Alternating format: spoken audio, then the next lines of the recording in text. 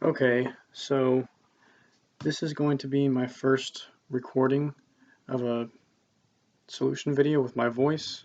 My other videos have just been me solving them on my iPad here, casting them to my computer screen, recording them, and then uploading the video without any audio. So this time I'm going to try and talk through the problem as I'm solving it. Hopefully everything turns out smoothly, and if it does, I might try and continue to do this type of problem solving. So I've already written down the instructions of the problems that I'm going to be solving, not all 16 of them, but maybe a couple of them. And the instructions are that we're going to use the reduction of order method to solve a second order linear homogeneous differential equation when we're only given one solution. So the first problem that we have in the book is y double prime minus 4y prime plus 4y equals 0. The given function y sub 1 equals e to the 2x, and that's it. So we're going to use the reduction of order formula, which in my book it was given to me.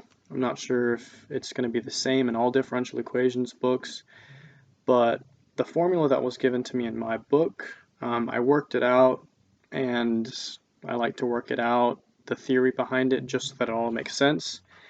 This is it all worked out symbolically, but I'm not going to go through all that. This is the formula right here. When we're trying to find y sub 2, we're going to set y sub 2 equals y sub 1 of x times the integral of e to the negative integral of p dx divided by y sub 1 squared dx. Symbolically, it's kind of confusing, but once you have the given differential equation in standard form, it's actually pretty easy to see. So I'm going to go ahead and copy the equation down. That way I have it on my screen to see. Y equals y sub 1 of x times the integral y sub 1 squared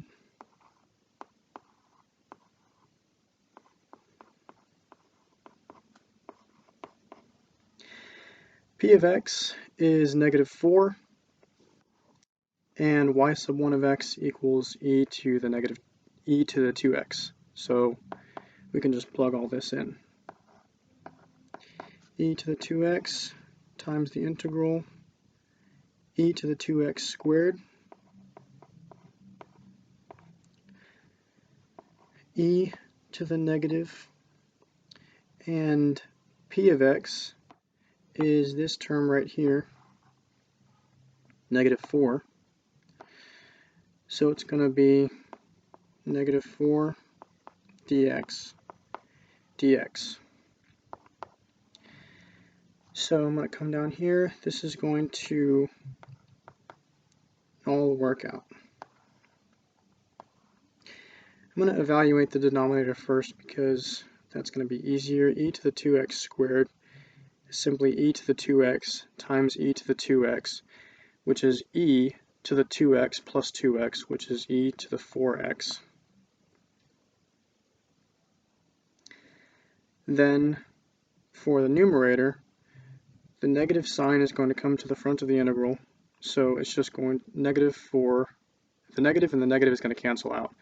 So the 4 is going to come out of the integral, so it's just going to be e to the 4 dx.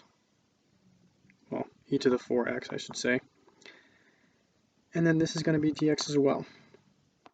So this is going to cancel, this is going to cancel, and then we are left with e to the 2x times the integral of dx,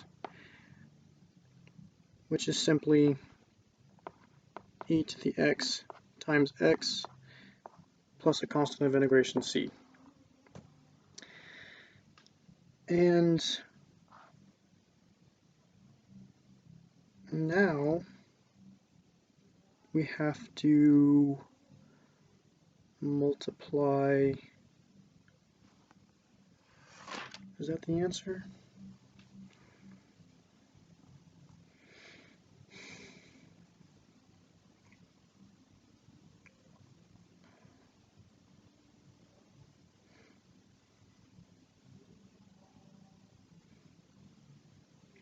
I don't know, I'm looking at my book right now.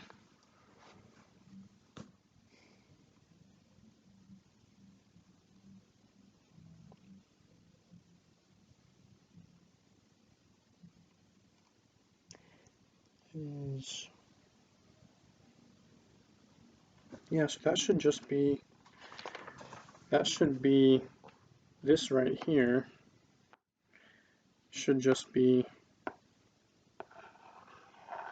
y2.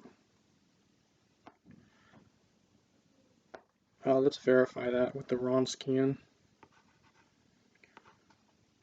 Wronskian of e to the 2x, and then e to the 2x, x.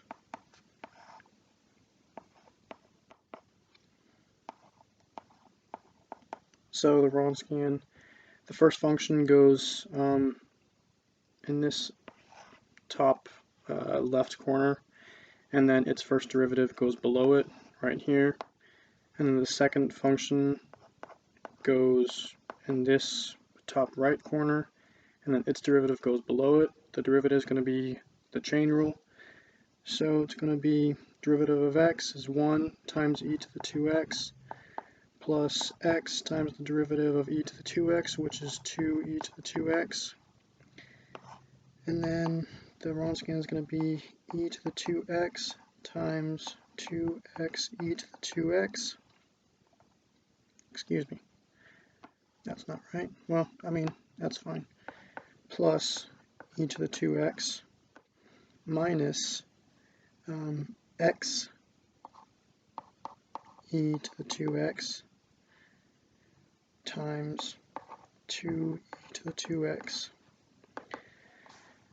So that's going to be 2x, these two terms here up on the top. 2x times e to the 2x is 2x e to the 4x.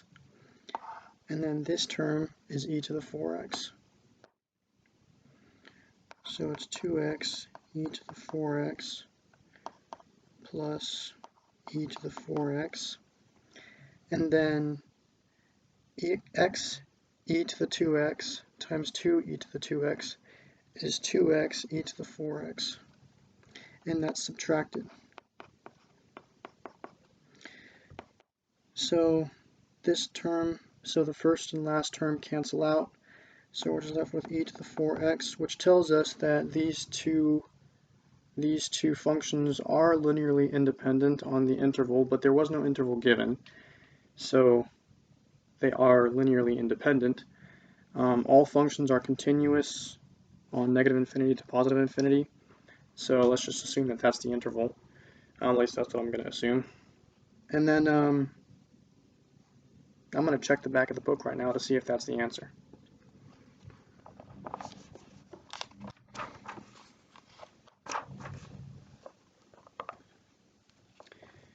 Yes, y2 equals x times e to the 2x. So this formula will spit out the second solution without even including the first solution in there. So if you simply use the substitution method, like in this first example here, if you use the substitution method, then you're going to end up with both solutions.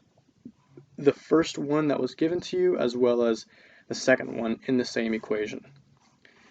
That looks like this right here. And the method of substitution gives you both solutions. So you simply discard the one that you already have, and then the second solution that's on there is going to be the second solution that you are looking for. and then you can form the general solution from there. But if you use the shortcut formula, then it's simply going to spit out the second solution without even giving you the first solution. And that's what this formula did for us right here. So the second solution that we're looking for is y sub 2. I'll write it down here.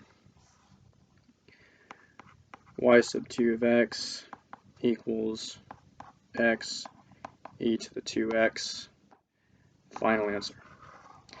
And I already verified that these two solutions are linearly independent.